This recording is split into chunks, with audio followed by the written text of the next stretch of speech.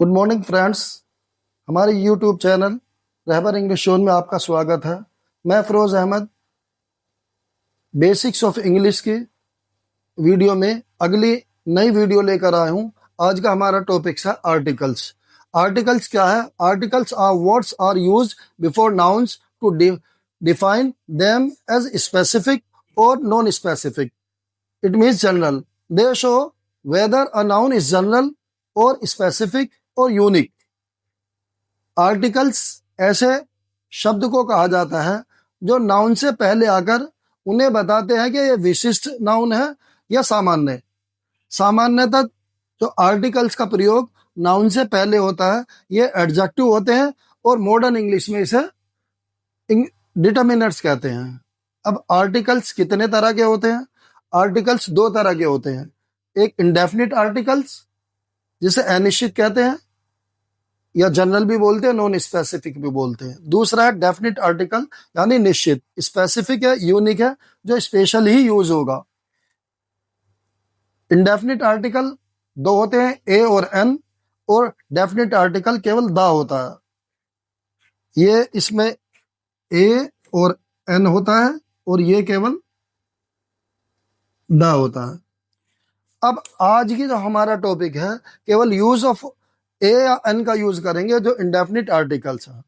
अब इंग्लिश में A N को इंडेफिनिट आर्टिकल्स कहा जाता है और ये सिंगुलर कॉमन नाउन के साथ यूज होता है, अर्थात किसी ऐसे व्यक्ति, वस्तु या प्राणी की ओर इशारा करते हैं जो नॉन स्पेसिफिक या अनिश्चित हो या अज्ञात हो। इनका प्रयोग सिंगुलर कॉमन नाउन से पहले किया जाता है। Example, I saw a dog, मैंने कुत्ता देखा। अब वो कुत्ता कौन सा है हमें नहीं पता, कोई स्पेसिफिक नहीं है, नॉन स्पेसिफिक है, कोई भी कुत्ता, ये निश्चित नहीं है कौन सा कुत्ता है। दूसरा एग्जाम्पल आता है, she is eating an apple, वह एक सेब खा रही है। कोई भी सेब, कौन सा सेब है हमें नहीं पता, निश्चित नहीं है। तो ये हमारे दो एग्जाम्पल हो गए। अब ए और एन का जो प्रयोग होता है सिंगुलर नाउन के साथ ही होता है, ना कि प्लूरल नाउन के। अब इसका पहला रूल्स पढ़ते हैं जो हमारा ट्रेडिशनल रूल है, जो हम छोटी क्लास की किताबों में भी पढ़ते हैं। यानी हम पहले ही हमें मालूम है कि इंग्लिश के लेटर्स 26 होते हैं और उन्हें दो हिस्सों में बांट देते हैं। वोविल्स AIOU जो 5 होते हैं, ये हमारे 5 वोविल हो गए, और कॉन्सोनेंट हमारे 21 हो गए जो BCDXYZ।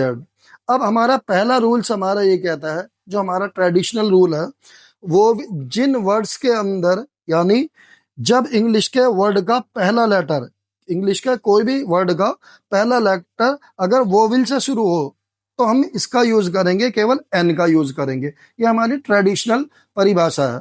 जैसे हम एग्जाम्पल देते हैं, एन एप्पल, तो एप्पल से पहले ए आया।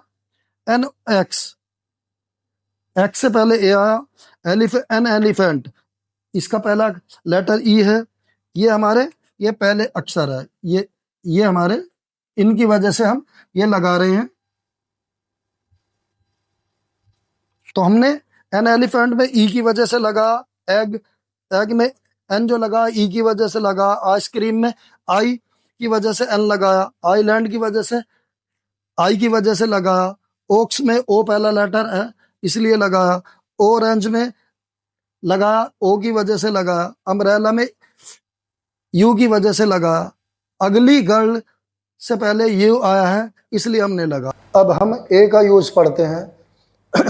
जब इंग्लिश के वर्ड का पहला लेटर किसी कॉन्सोनेंट यानी BCDXYZ से शुरू होता है तो हम ए का यूज करते हैं। जैसे बुक है, बुक का पहला अक्षर बी आया, और कैट का पहला अक्षर सी आया, तो इसमें हमने ए यूज किया। डॉग का पहला अक्षर डी आया, बॉय का भी पहला अक्षर बी आया, तो इसमें ए का यूज किया। मोबाइल में एम पहला आया, गर्ल में जी पहले आया इसलिए ए यूज किया। मैन में एम पहले आया, डब्ल्यू पहले आया, सिंगर में एस पहले आया, पी पहले, तो इन सारे वर्ड में हम ए का यूज करेंगे। लेकिन अगर कंफ्यूजन देखा जाए, जो कंपटीशन में आता है, जो टेट में आता है, सुपर टेट में भी आया है, और बीएड के इंग्लिश पोर्शन में भी आया। अब ये है कि अब हम यूनिवर्सिटी है, इस ऊपर के नियम से जो ट्रेडिशनल नियम चल रहा है, तो इसमें यूनिवर्सिटी है, यूनिवर्सिटी तो ए वोविल है, ए वोविल के हिसाब से एन आना चाहिए। एमएलए है, एमएलए में एम कॉन्सोनेंट है, ए आना चाहिए। अब ये अवर है, ये एच है, एच एच तो कॉन्सोनेंट है, इसमें ए आना चाहिए। यूरोपियन में ई वोविल है, ई वोविल के हिसाब से एन आना चाहिए। यूनियन में यू वोविल है, एन आना चाहिए। यूजफुल में यू वोविल है, एन आना चाहिए। ओनेस्ट में एच कॉन्सोनेंट है, ए आना चाहिए। एनजीओ में एन कॉन्सोनेंट है, ए आना चाहिए। लेकिन हमने इस पुराने नियम से लगाए हैं, लेकिन ये सारे के सारे जो यूज़ किए हमने गलत यूज़ किए हैं। अब हम अपने डाउट को क्लियर करते हैं। डाउट क्लियर कैसे करेंगे? अब हम एक रूल्स पढ़ेंगे, एक रूल पढ़ेंगे जो नया रूल होगा, जो हम हिंदी का सहारा लेंगे, क्योंकि सभी को हमें पता है कि हम हिंदी से संबंधित है और हमें हिंदी आती है। सबसे पहली बात आती है प्रोनाउंसिएशन। प्रोनाउंसिएशन क्या होता है? उच्चारण होता है, और उच्चारण में हमें 3 चीज़ों की ज़रूरत पड़ती है: टीथ, टंग और लिप्स। हमारे दांत की, होंठ की और ज़बान की ज़रूरत पड़ती है। जो भी हमारे पहले अक्षर निकलते हैं उन्हें हम प्रोनाउंस करते हैं, उसे उच्चारण कहते हैं। अब इंग्लिश के हम ध्यान रहे कि इंग्लिश का कोई भी वर्ड लेंगे, इंग्लिश के किसी भी वर्ड का हम प्रोनाउंसिएशन करेंगे, उच्चारण करते हुए हमें देखना है, क्या देखना है? हिंदी का पहला अक्षर निकल रहा है या नहीं निकल रहा है, हिंदी का कौन सा अक्षर निकलेगा, ये ध्यान देना है। स्वर निकलेगा या व्यंजन निकलेगा। इसके लिए हम क्या करते हैं? हिंदी के स्वर पढ़ते हैं। हिंदी के स्वर कितने होते हैं? 13 होते हैं। अ, आ, ई, उ, ए, अंग संगोल अह खाली तक आता है। हिंदी के व्यंजन है, अगर देखे तो क, ख, ग, नी तक आता है। तो अब हमें नया रूल जो पढ़ना है, ये सबसे आसान तरीका है। नए रूल में हम क्या करेंगे? अगर इंग्लिश का कोई भी वर्ड का प्रोनाउंसिएशन करते समय हमें है ना, पहला अक्षर अगर वोविल हिंदी का पहला स्वर निकलता है तो हम एन का यूज़ करेंगे, और हिंदी का यानी व्यंजन निकलता है तो हम ए का यूज़ करेंगे। अब जैसे हम यहाँ पहले हम लिखे हुए देखे तो पहले नियम को, और हमने जो एप्पल में हमने एन जो लगाया है, ये ए की वजह से नहीं लगाया, हमने इस हिंदी में ये ए से एडी की वजह से, ऐसे एनक की वजह से लगा। एलिफेंट है, एलिफेंट में हमने एन लगा, एन जो लगा है ना, ई इंग्लिश के वोविल की वजह से नहीं लगा, हमने जो लगा है हिंदी के ऐसे एनक की वजह से लगा। बुक है, बुक में हमने जो ए लगाया है, ये बी की वजह से नहीं लगा है, इंग्लिश के कॉन्सोनेंट की वजह से नहीं, हिंदी के बा की वजह से लगा, जो व्यंजन है।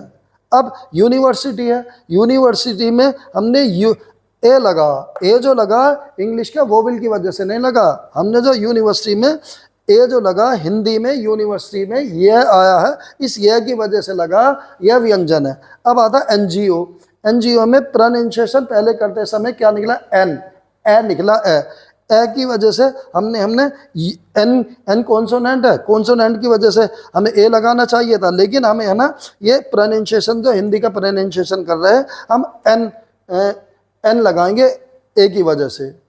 अब हम इसके और भी बहुत सारे एग्जाम्पल देते हैं, जिससे कि हमें और ज़्यादा आसानी से समझ में आ जाए। अब ये हमारे नए एग्जाम्पल है, इसमें हमने कार है, तो कार जो सी की वजह से नहीं लगा रहे हम, का की वजह से ए लगाया।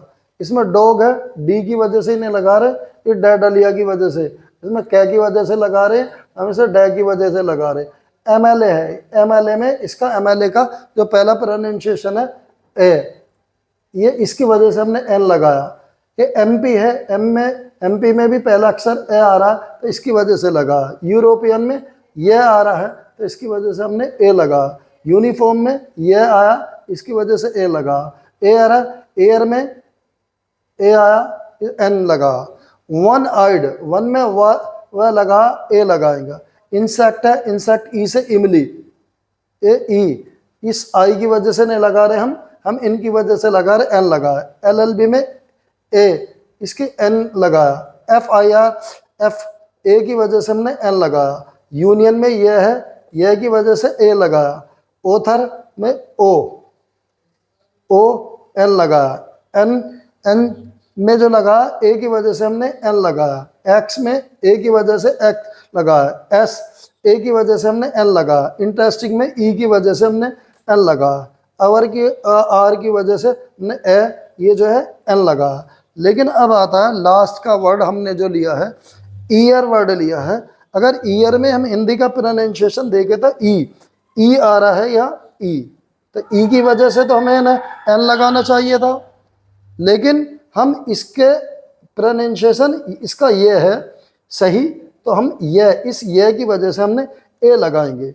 बाकी इसके बहुत सारे एग्जाम्पल है, इन एग्जाम्पल में से बहुत सारे कंपटीशन में आए हैं और मुझे उम्मीद है कि इनमें से भी कोई ना कोई कंपटीशन में आगे भी आता रहेगा।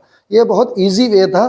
कुल मिला के हमारा ये है कि हम है ना हिंदी के इंग्लिश का कोई भी वर्ड हिंदी के प्रोनाउंसिएशन से देखेंगे, और हिंदी का प्रोनाउंसिएशन में अगर ऐसे लेके अंग से अंगूर तक आ रहा है, स्वर आ रहा है, तो हम एन का यूज़ करेंगे। और हिंदी इंग्लिश के कोई भी वर्ड का प्रोनाउंसिएशन लेटर हिंदी के व्यंजन का पहला अक्षर आ रहा है, का खा गा आ रहा है, तो हम ए का यूज़ करेंगे। उम्मीद है कि यह आपको वीडियो ज़रूर पसंद आई होगी। अगर आप ऐसे ही इंग्लिश के बेसिक रूल्स समझना चाहते हैं, पढ़ना चाहते हैं, तो आप हमारे चैनल को लाइक करें, सब्सक्राइब करें, और कोई सजेशन देना हो तो कमेंट्स करें। Thank you.